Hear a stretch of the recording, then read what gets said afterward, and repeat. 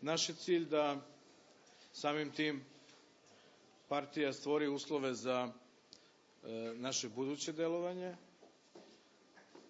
da odredimo naše političke prioritete, da odredimo šta je ono što u našem programu i političkoj praksi pripada prošlosti, a šta je ono na čemu treba temeljiti našu politiku u budućnosti. Mi smo završili jedan period u našoj istoriji koji je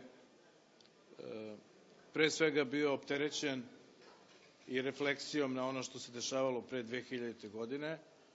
Mislim da je vreme da partija osim svoje prošlosti gradi svoju budućnost.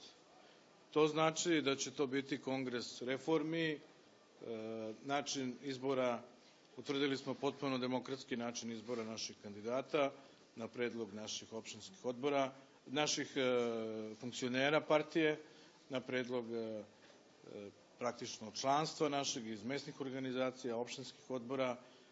Kongres i glavni odbor će izabrati svoje najviše rukovodstvo 14. decembra ove godine.